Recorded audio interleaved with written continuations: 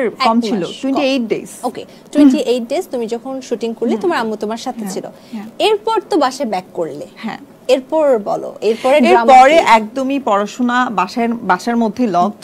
মানে বাসায় ঢোকার সময় মারটার খাওয়া? না না না, তারাই তো আসলে আমাদেরকে নিয়ে যায়, মানে তারাই আসলে যখন আচ্ছা করে ফেলছোই, রাখতেই তো পারলাম না তোমাকে ধরে, ঠিক আছে এখন বাদ দাও, যেটা করছো শখ পূরণ হয়ে গেছে, এখন বাসায় চলো মা। ওকে, সো ব্যাপারটা এটা ছিল। আচ্ছা আচ্ছা। তো অনেক সময় আমরা একটা জিনিস শুনে থাকি, সোশ্যাল মিডিয়ার যুগে আসলে কমেন্টস এর অভাব থাকে না, তো অনেকে এই ধরনের একটা কমেন্ট করে যে জাজ মাল্টিমিডিয়াতে যারা কাজ করেছে এমন নায়িকাদের সমস্যা আছে। কি সমস্যা?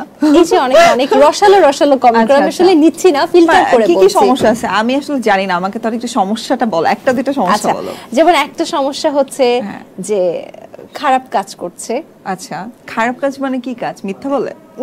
খারাপ কাজে মিথ্যা বলে খারাপ কাজ? তুমি চাচ্ছ আমি যেন আনফিল্টার্ড হয়ে যায় না? না না, তুমি আমাকে ডিটেইল বলো। আচ্ছা, ডিটেইলটা হচ্ছে অনেকে বলে যে জাজ মাল্টিমিডিয়াতে যারা সিনেমা করছে বা যারা সিনেমার সাথে যুক্ত যে সকল নায়িকারা, তাদের সুগার ড্যাডি থাকে, তাদের বিভিন্ন ধরনের স্ক্যান্ডাল থাকে, প্রোডিউসারদের সাথে সম্পর্ক থাকে।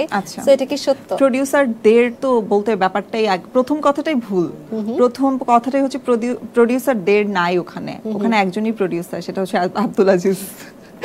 দ্বিতীয় ব্যাপারটা আমার কাছে যেটা আমার ক্লিয়ার করা দরকার, সেটা হচ্ছে যে জাজ সম্পর্কে মানুষ অনেক ভুল ইনফরমেশন জানে। জাজটা আসলে শুধু আব্দুল আজিজ নিজে চালান না, ওখানে যে এমডি ছিলেন সেটা তার মেয়ে ছিলেন মোহ, এবং তার বয়স আমাদের থেকে একটু সিনিয়র, এবং আমার ইন্টারভিউটাও সেই নিয়েছিলেন।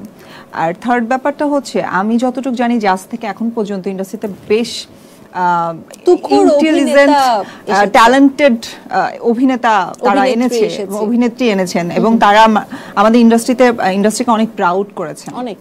এবার হচ্ছে একটা ভিন্ন প্রশ্ন করি, কখনো পূজা চেরিকে নিজের কম্পিটিটর মনে হয়েছে? না, ও আমার খুব ক্লোজ, আমরা আমাদের অন্তত মানতে একবার দুইবার কথা হয় এখনো রেগুলার, এবং ও তো আমার পরে এসেছে, এবং আমার সিনেমাটা, আমি যেই সিনেমাটা করার কথা ছিল পোড়ামন 2 রাফির সাথে, সেটা ও করেছে। এবং আমার পূজা চেরিকেও কখনো যদি এখানে আসে জিজ্ঞেস করে দেখবেন, ও যখন রিহার্সাল করছিল পোড়ামন 2 এর জন্য, তখন আমি ওই রিহার্সালে ছিলাম, আমারও রিহার্সাল হয়েছে, বাট সেই সময় আমি আসলে দ্বিধাদ্বন্দ্বে ছিলাম যে আমার ফ্যামিলি আসলে কাজটা করতে দিবে কিনা, এন্ড আমি ইনশিওর করি যে আমি আসলে করব না, তখনই ওটা ফাইনাল হয় সিয়াম এবং পূজা চেরি। বাট প্রথমে আমার এবং রোশানের কাজটা করার কথা ছিল। ওকে, পুরো জুটিটাই পরে চেঞ্জ হয়ে যায়। হ্যাঁ, যদি পোড়ামন 2 তুমি করতে, তাহলে কি তোমার ক্যারিয়ার অন্যরকম জায়গায় থাকতো? আজকে এখানে যেখানে আছো এখানে থাকতে না? না, এইটা আমি কখনো বিশ্বাস করি না। করতে বলতে কোনো বিষয় থাকে না আসলে মানুষের লাইফে, যেটা আসলে তোমার রিজিকে আছে সেটাই হবে। হয়তো বা পোড়ামন 2 আমার রিজিকে ছিল না, জন্য আমি করিনি। সো যেহেতু যেটা আমি করিনি, সেটা নিয়ে আমি কেন আফসোস করব? এবং আমি তো আমার নিজের ইচ্ছাই সিদ্ধান্তটা নিয়েছি, সো ওটা নিয়ে আমার কোনো আফসোস নেই, এবং যে করেছেন তার জন্য আমি অনেক খুশি। কারণ আমার কাছে মনে হয় যে পোড়ামন 2 পূজা যেভাবে অ্যাক্টিং করেছেন, ওই সময়টাতে আমি যে বিচ্ছিরি অ্যাক্টিং করতাম, সেটাও হয়তো আমি করলে জঘন্য হতো ব্যাপারটা, বরং ওই সিনেমাটার জন্য কষ্ট লাগতো আমার। আচ্ছা, তার আমার মনে হয় বেটার হয়েছে যেটা হয়েছে। ফারহান একটা সময় বিচ্ছিরি অ্যাক্টিং করতো। আমি এটা বলবো, কারণ আমি আসলে যেটা পারি না সেটা বলতে আমার কোনো প্রবলেম নেই। আমি আসলেই খুব বাজে অ্যাক্টিং করি এখনো।